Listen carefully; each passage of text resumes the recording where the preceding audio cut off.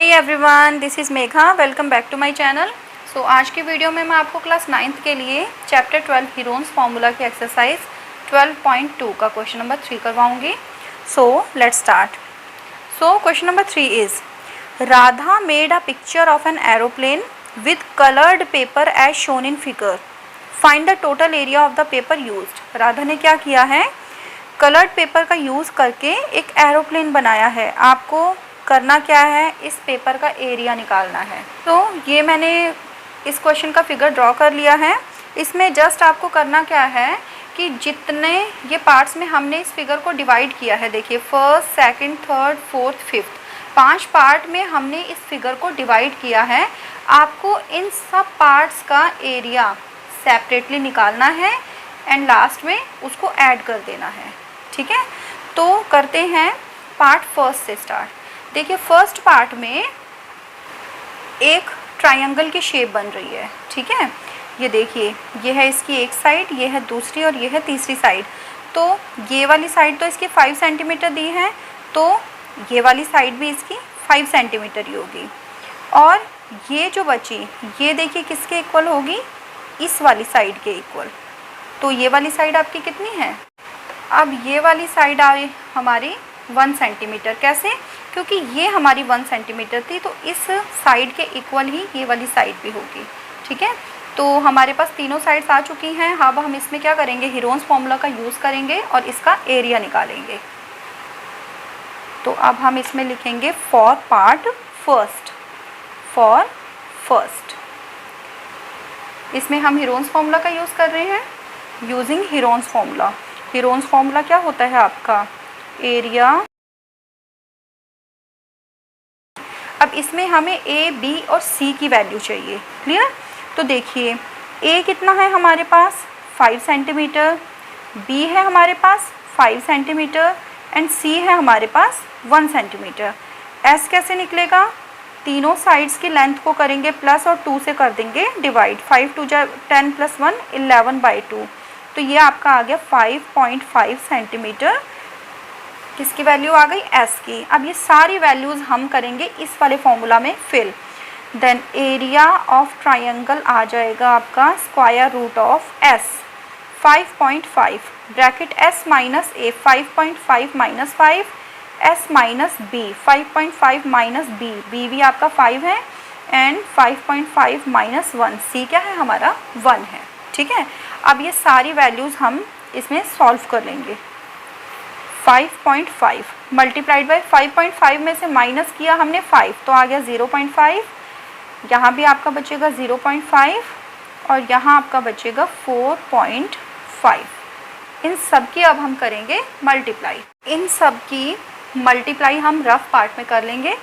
ये हमारा आ गया है स्क्वायर रूट ऑफ 6.1875। इन सब की मैंने मल्टीप्लाई की है।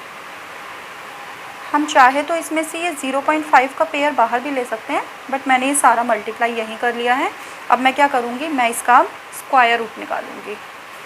तो स्क्वायर रूट निकालने के लिए देखिए लॉन्ग डिवीज़न मेथड का यूज़ करेंगे। 6.1875, इसमें तो ये सिंगल नंबर है और इसमें हम पेयर बनाएंगे। ठीक है, 2 2 जा 4, 3 3 जा 9, 6 से बड़ा हो जाएगा, सो 2 2 जा 4, माइनस किया 2, नेक्स्ट पेयर नीचे आएगा, यहाँ 2 हम इसमें ऐड कर देंगे, 2 2 जा 4। नेक्स्ट नंबर यहाँ यूज़ होगा आपका 4। अब ये डेसिमल पॉइंट के बाद का पेयर लाए थे नीचे, तो यहाँ पहले डेसिमल पॉइंट लगेगा और ये मैं 4 से मल्टीप्लाई करूँगी। 4 4 जा 16, कैरी 1, 4 4 जा 16 + 1 17, माइनस करेंगे 8 - 6 2, 11 - 7 4, यहाँ आपका 4 ऐड हो जाएगा, ये हो जाएगा आपका 48। अब नेक्स्ट पेयर है 75, 75 नीचे आ गया। अब देखिए ये आपका किससे मल्टीप्लाई होगा, 8 8 8 जा 64, कैरी 6, 8 8 जा 64, 64 + 6 70, कैरी 7, 8 4 जा 32, 32 + 7 39। इसे हम करेंगे माइनस, यह आ गया 1 7 12 माइनस 9 3। अब इसे हम यही लीव कर देंगे क्योंकि हमने डेसिमल के 2 पॉइंट्स तक आंसर निकाल लिया है। सो इसका स्क्वायर रूट आपका आ गया 2.48। राउंड ऑफ वैल्यू निकाल लेंगे तो 48 जो है राउंड ऑफ कहाँ होगा आपका 50 पर होगा। 2.50 लिखें या फिर 2.5 लिखें, बात तो एक ही होती है क्योंकि डेसिमल के बाद कितने भी आप ज़ीरोज़ लगा लें उसकी कोई वैल्यू नहीं होती है, कोई इफेक्ट नहीं पड़ता उसका वैल्यू पर। सो फर्स्ट पार्ट का हमारा कितना आ गया 2.5। अब हम करेंगे सेकंड पार्ट का एरिया फाइंड आउट। देखिए जो सेकंड है आपका इसमें पार्ट, ये हमें क्लियर दिख रहा है कि ये आपकी एक रेक्टेंगल की शेप बन रही है, ठीक है। तो सिंपली इसमें आपका एरिया ऑफ रेक्टेंगल का फॉर्मूला यूज़ हो जाएगा। और साइड्स देखिए कितनी है हमारी इसकी, एक साइड हो गई 1 और एक है आपकी ये 6.5 centimetre. Now part 2, area of rectangle, ये आपका होगा length multiply breadth. So length है हमारी 6.5 एंड ब्रेड्थ है इसकी 1, तो ये कितना आ गया हमारा 6.5 सेंटीमीटर। ये तो सीधा सीधा ही आ गया। अब करते हैं पार्ट थर्ड। पार्ट थर्ड देखिए ये हमारा एक ट्रेपीजियम की शेप बन रही है, ठीक। तो ट्रेपीजियम के एरिया का फॉर्मूला इसमें हम यूज़ करेंगे। तो ये यहाँ थोड़ा सा छोटा फिगर है, सबसे पहले मैं इसे थोड़ा सा बड़ा करके इसे ड्रॉ कर देती हूँ।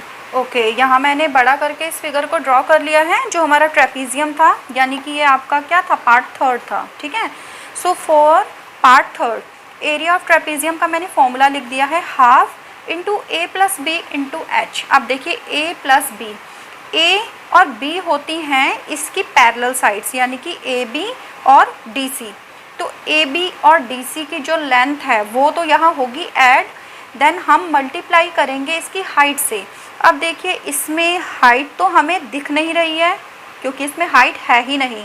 हाइट हमें फर्स्टली फाइंड आउट करनी है, देन हम उसकी वैल्यू इसमें फिल करेंगे, ठीक है। अब देखिए हाइट हम कैसे निकालेंगे, मैं देखिए क्या करती हूँ, इसमें ये जो है हमारी साइड BC, इसके पैरेलल मैं एक लाइन यहाँ से ड्रॉ करती हूँ। अब देखिए क्योंकि ये जो साइड है इसे मैं यहाँ E इसका नाम ले लेती हूँ, तो DE जो है ये आपकी CB की पैरेलल है। इट मीन्स अगर ये 1 सेंटीमीटर है तो ये भी आपकी 1 सेंटीमीटर होगी, ठीक है। अब ये है आपका टोटल कितनी थी ये साइड AB 2 सेंटीमीटर थी, ठीक है।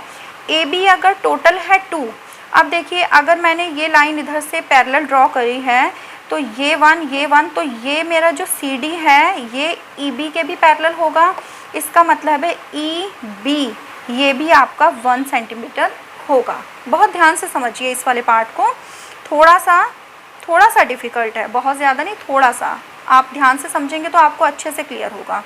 देखिए मैंने क्या किया है, मैंने CB के पैरेलल लाइन ड्रॉ की है DE, ठीक है। अब क्योंकि CB 1 है तो DE भी 1 होगी।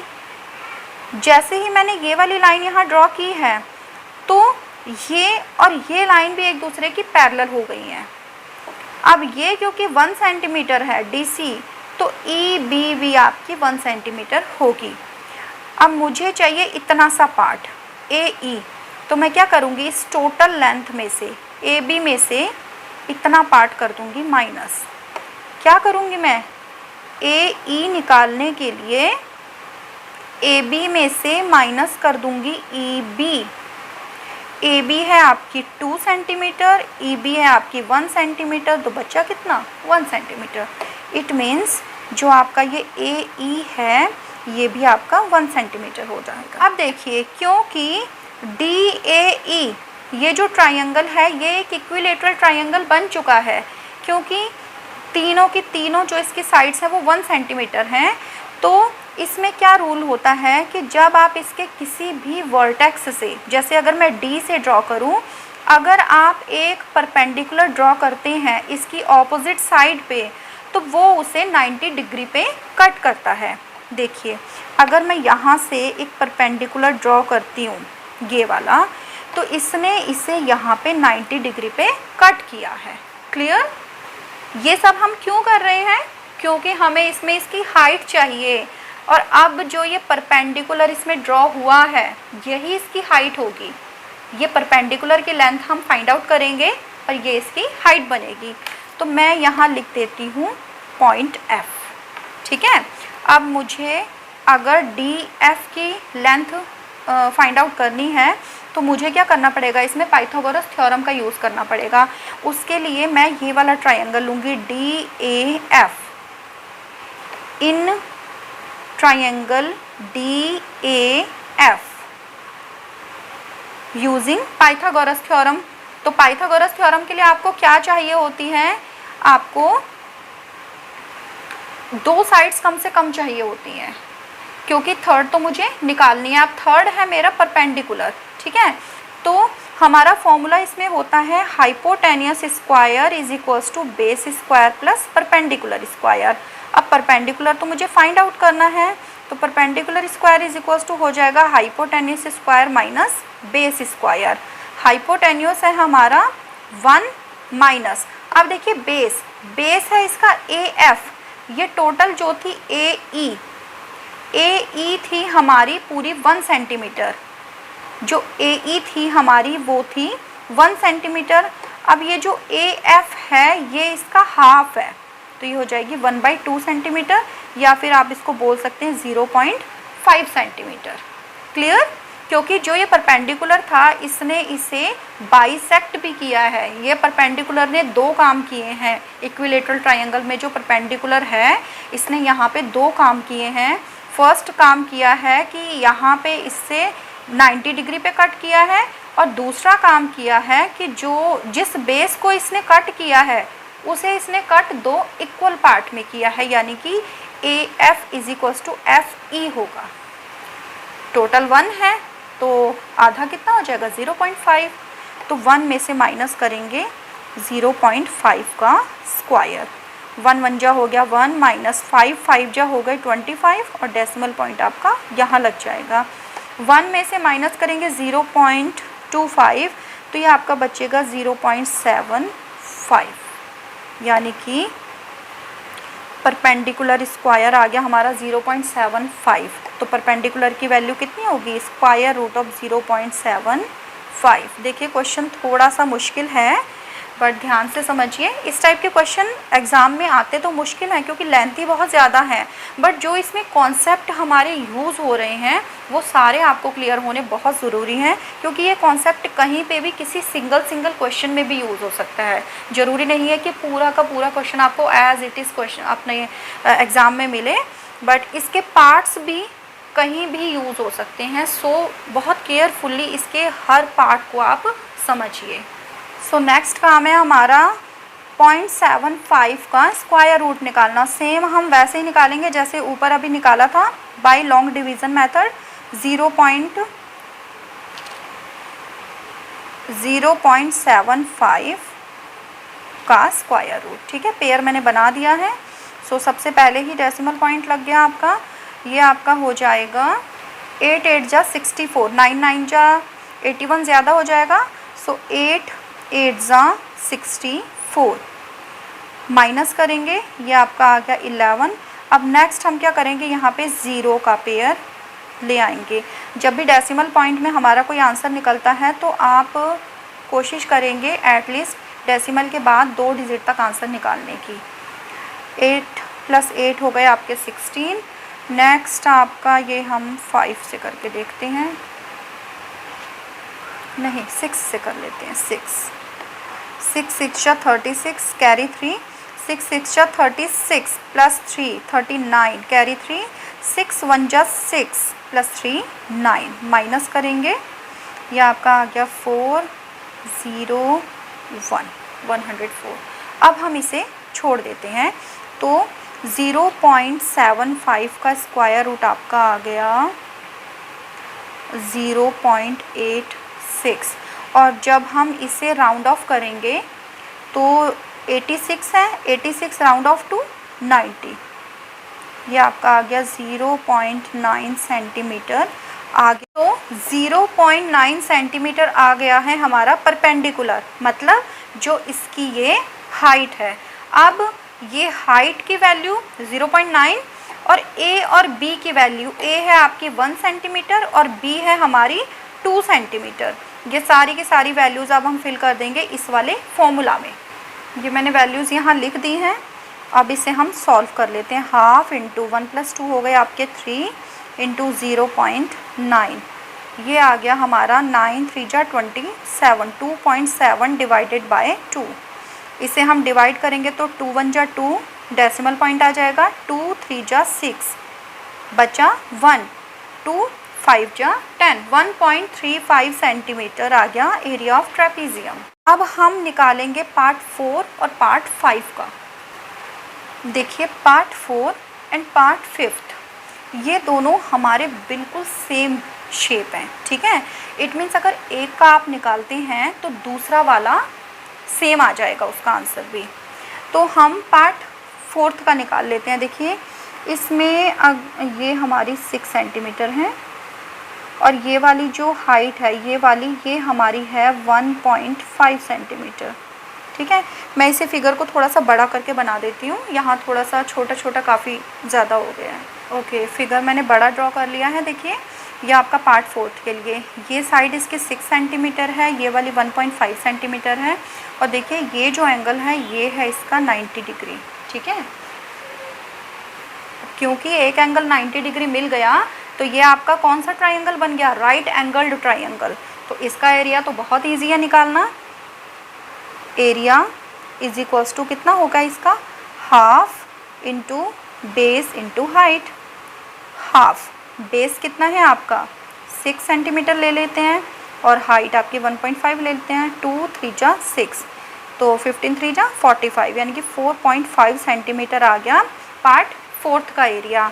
और पार्ट 5 जो है आपका वो बिल्कुल सेम एज इट इज़ इसी के जितना इसका होगा एरिया। तो इसका भी कितना एरिया आ जाएगा for part 5, area is equals to कितना हो जाएगा, ये भी आपका हो जाएगा 4.5 सेंटीमीटर, ठीक। अब हम क्या करेंगे, हमारे पास सारे जितने भी पार्ट्स थे सबका एरिया आ चुका है, हम इन सबको ऐड कर लेंगे। तो मैं इन्हें एक जगह लिख देती हूँ। ओके, सो मैंने लाइन से सारे पार्ट्स के एरियाज़ यहाँ लिख लिए हैं। अब मैं क्या करूँगी, इन सबको ऐड कर दूँगी क्योंकि मुझे चाहिए था total area of paper. Add कर देते हैं इन सबको। ये आपका आ गया 5 + 5 10, 10 + 10 20 + 3 23, कैरी 2, 4 + 2 6, 6 + 4 10, 11 + 6 17, 17 + 2 आपका आ गया 19, 19.35 आ गया इसका टोटल एरिया। अब हम चाहे तो इसे यहाँ भी लीव कर सकते हैं या फिर हम लिख देंगे टोटल एरिया ऑफ पेपर या फिर कलर्ड पेपर। देखिए 19.35 है, इसे हम राउंड ऑफ करेंगे तो ये आपका आ जाएगा 35 को राउंड ऑफ करेंगे तो कितना आ जाएगा 40, और ज़ीरो की कोई वैल्यू होती नहीं है डेसिमल के बाद, तो हम इसे लिख देंगे 19.4 centimetre. So total area of paper कितना आ गया आपका 19.4 सेंटीमीटर। ये सब हमारे एरियाज़ थे, तो एरिया आपका ये सारे स्क्वायर हो जाएंगे सेंटीमीटर स्क्वायर, एंड आंसर भी हमारा कितना आ जाएगा centimetre square. So the area of paper is equals to 19.4 centimetre square. तो ये था क्वेश्चन नंबर 3 ऑफ एक्सरसाइज 12.2। थोड़ा सा लेंथी था, थोड़े से कॉन्सेप्ट काफ़ी ज़्यादा यूज़ हुए हैं, बट अगर आप इसे ध्यान से समझेंगे, ध्यान से देखेंगे इस क्वेश्चन को, तो आपको क्लियर ज़रूर होगा। अगर आपको ये वीडियो पसंद आई हो तो वीडियो को लाइक करके चैनल को सब्सक्राइब कर दीजिए और नोटिफिकेशन बेल को ऑन कर दीजिएगा, और अपने फ्रेंड्स के साथ भी इस वीडियो को ज़रूर शेयर कीजिएगा। सो मिलते हैं नेक्स्ट वीडियो में नेक्स्ट क्वेश्चन के साथ। Till then take care, bye bye.